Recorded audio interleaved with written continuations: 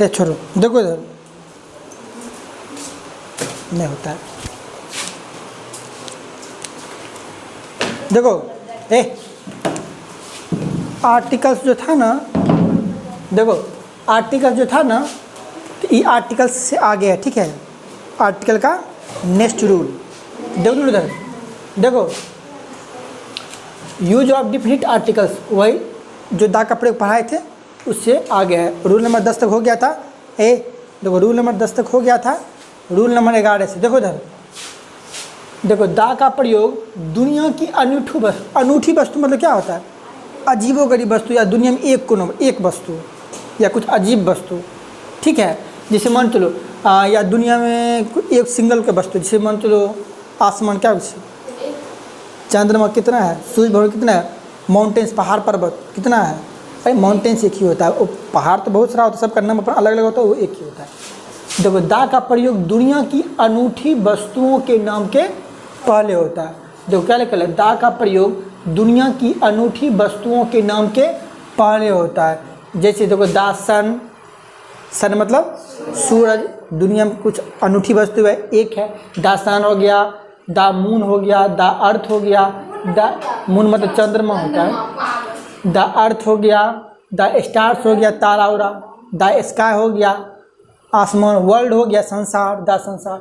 दा सी समुद्र हो गया, दा एयर हवा हो गया। तो इन सभी के नामों के पहले दा का प्रयोग होता है। दा वाइंड हो गया, वाइंड मतलब हवा होता है, तेज हवा। दा वाइंड हो गया। दा वेदर्स हो गया, मौसम।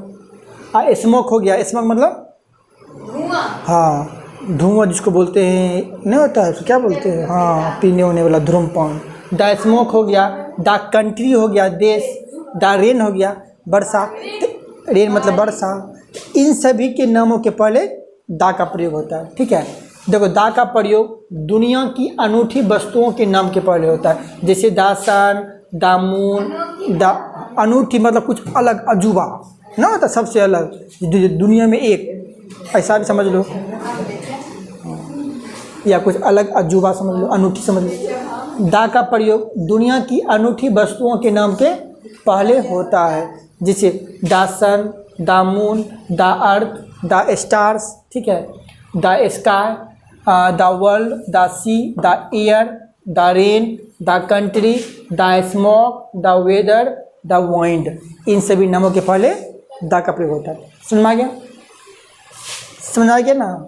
है समझ में? देखो रूल नंबर 12, दा का प्रयोग गवर्नमेंट मतलब सरकार, गवर्नमेंट ब्रांच मतलब सरकारी ब्रांच, नहीं सरकारी ब्रांच, सरकार की शाखाओं या आर्म्ड फोर्स।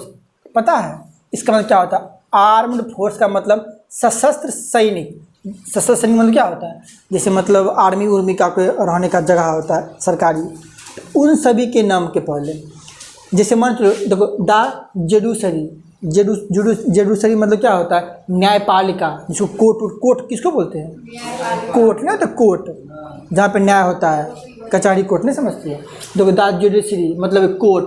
दा क्या लिखा है? लेगिस्लेचर मतलब विधायिका होता है ना, विधायक एमएलए उसका जो एक होता है ब्रांच, उसी को बोलते हैं। दा लेगिस्लेचर मतलब विधायिका। दा एक्सिक्यूटिव क्या लिखा है?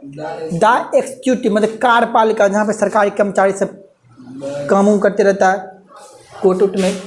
दा एयरफोर्स वायुसेना, इसी को बोलते हैं आर्म्ड फोर्स, सशस्त्र सैनिक। वायुसेना, थल सेना, जल सेना।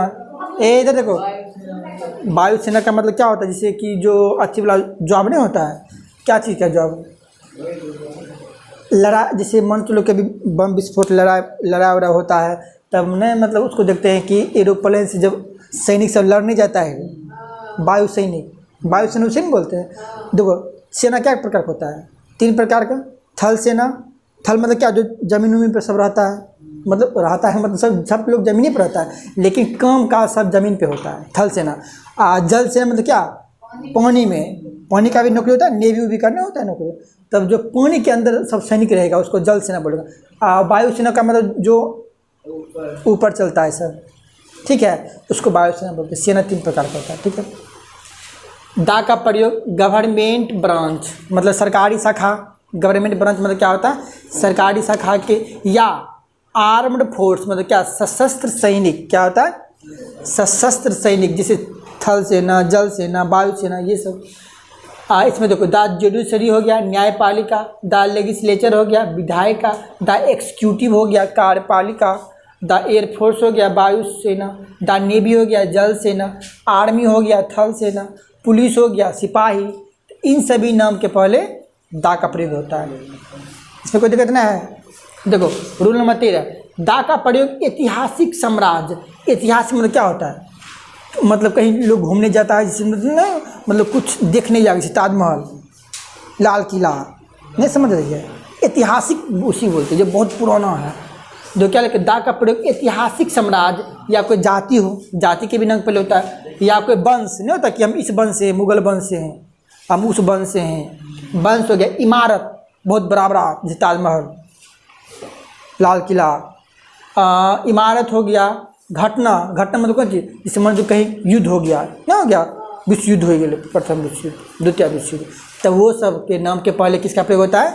दा का प्रयोग। ठीक है, तो फिर समझो, द ऐतिहासिक साम्राज्य मतलब होता है बहुत ही मुगल साम्राज्य होता है। दा का प्रयोग ऐतिहासिक साम्राज्य, जाति, वंश, इमारत, घटना, इन सभी नामों के पहले दा का प्रयोग होता है। देखो जैसे कुछ एग्जांपल देख लो, द मुगल एम्पायर मतलब क्या होता है? मुगल साम्राज्य, ये मुगल साम्राज्य है, इन सभी के नाम के पहले दा का प्रयोग। दा क्या है? देखो नेग्रेस, ये जाति का नाम है। क्या है?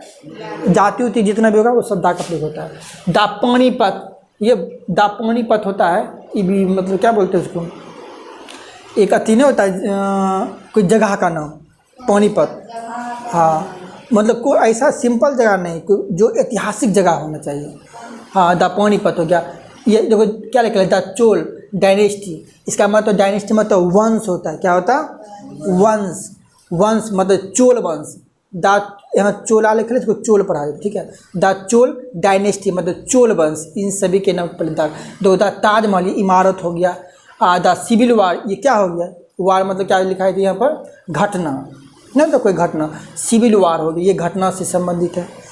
घटना से रहेगा वो दा का प्रयोग, या इमारत रहेगा, ताजमहल वगैरह, लाल किला, ये सभी का पहले दा का प्रयोग। वंश रहेगा, या द चोल डायनेस्टी, ये सभी का पहले दा का प्रयोग। पानीपत हो गया कोई जगह बहुत बड़ा ऐतिहासिक, पानीपत हो गया। नेग्रो कोई जाति हो गया। मुगल एम्पायर साम्राज्य हो गया, ऐतिहासिक साम्राज्य। इन सभी नामों के पहले दा का प्रयोग होता है। इसमें कोई दिक्कत नहीं है। ए पल्लो इधर देखो।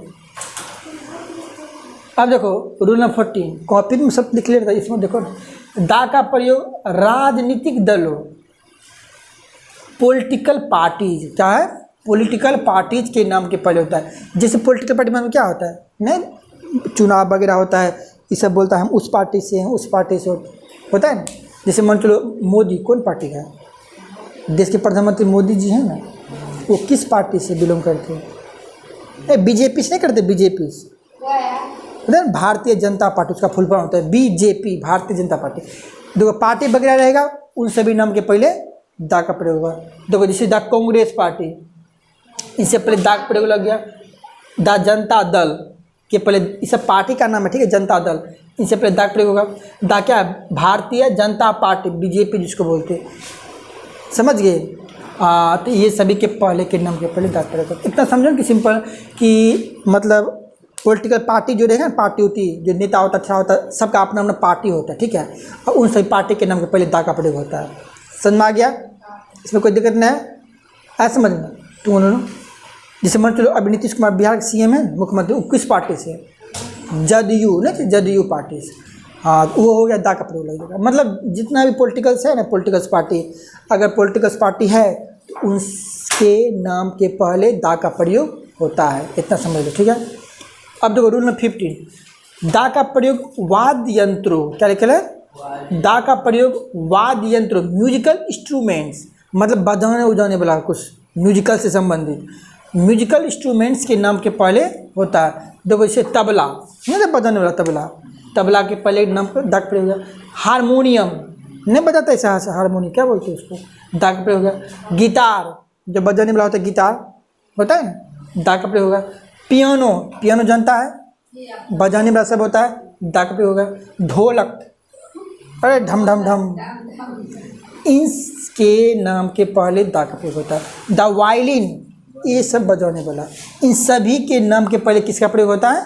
दा का प्रयोग। सिंपल समझो कि दा का प्रयोग वाद्य यंत्रों, म्यूजिकल इंस्ट्रूमेंट्स के नाम के पहले होता है, जैसे the tabla, the harmonium, the guitar, the piano, the ढोलक, द वायलिन, इन सभी नाम के पहले दा का प्रयोग होता है। लेकिन यह कुछ थोड़ा समझने वाली बात है, इधर देखो, लेकिन म्यूजिकल इंस्ट्रूमेंट्स का प्रयोग अगर काउंटेबल नाउन में होता है ना, मतलब जिसको हम गिन सकते हैं, सेंटेंस में पता चलेगा, जिसको हम क्या कर सकते हैं, देखो जिसको हम गिन सकते हैं, क्या कर सकते हैं, क्या लिखा है, लेकिन म्यूजिकल इंस्ट्रूमेंट्स का प्रयोग काउंटेबल नाउन के रूप में होने पर इसके पहले एन का प्रयोग होता है। जैसे मान चलो अगर हम कुछ लिख देंगे, क्या लिख देंगे, जैसे मान चलो हमको ढोलक देना है, जैसे क्या है, हाँ क्या लिखेगी,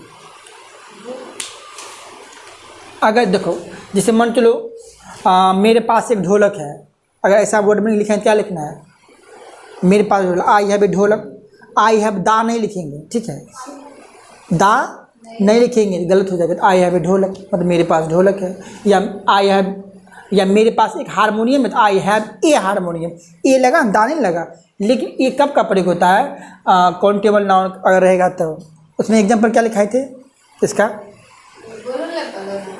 छोड़ो, देखो जैसे मान चलो प्रमाण से अगर कुछ लिखना है, जैसे मान चलो अगर तबला लेना है हमको, अगर जैसे देखो शी गिव्स मी ए तबला, इसका मतलब क्या होता है, सी मतलब वह, गिव्स मतलब देना, मुझे एक, वह मुझे एक क्या करता है, तबला देता है, वह मुझे एक तबला आता है। इसका अर्थ क्या हुआ, देखो तबला है, इसको हम गिन सकते हैं, काउंटेबल नाउन है, इससे पहले ए लग गया, ऐसा समझना। अगर काउंटेबल नाउन का प्रयोग हो रहा है किसी सेंटेंस में तो उससे पहले म्यूजिकल इंस्ट्रूमेंट्स है तो ए लगा देंगे, ठीक है।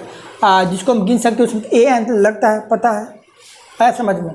लेकिन अगर शुद्ध रहे तो दा का प्रयोग, इस सब दा का प्रयोग होता ही है, ठीक है, दा का प्रयोग होता ही है। लेकिन कहीं के अगर वर्ड के अनुसार अगर कुछ सेंटेंस वगैरह लिखल है, उससे ये पता चलता है काउंटेबल नाउन का काम कर रहा है, तो उससे पहले ए या एन का प्रयोग लिख सकते हैं, ऐसा समझ में।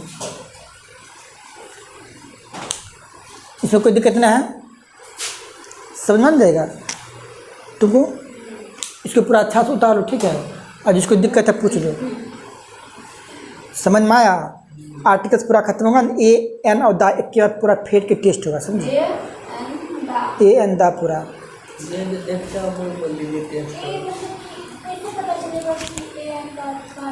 हाँ पता चलेगा जब पूरा रूल याद रहेगा ना बढ़िया से। अगर मान जो सेंटेंस में लिखल है, जैसे कि मेरे पास एक पियानो है, हाँ इसमें ए लगा, तब देखो पियानो है, समझ नहीं, ये तो काउंटेबल नाउन है, ए लग जाएगा। ये होगा कि मेरे अगर पियानो है, हाँ तो उसमें नहीं लगेगा। अगर कुछ देखो अच्छे सिंपल समझो कि दा का प्रयोग किस में होता है, कोई खास नाम रहता है, होता है ना। अगर खास पियानो वाला बात हो रहा है ना तो उसमें दा का प्रयोग कर सकते हो, बात समझ रहे। अब बाकी बात जो है इस सभी के रंग पहले दाग प्रयोग होता है 100%, लेकिन कुछ कुछ अपवाद होता है, वो उससे पता चलता है जब सेंटेंस पढ़ने से पता चलेगा इसमें दाग प्रयोग होना है, आगे समझ। लेकिन रूल जो है ना पूरा अच्छा से अगर याद रहेगा, टोटल रूल बढ़िया से अच्छा से याद रहना चाहिए, तब ये समझ में आ जाएगा कि कहाँ कहाँ ए लगेगा, ए एन लगेगा, दा लगेगा, आया समझ में। चल देखो तो इसमें कोई दिक्कत नहीं है, इसको उतार लो बढ़िया, ठीक है।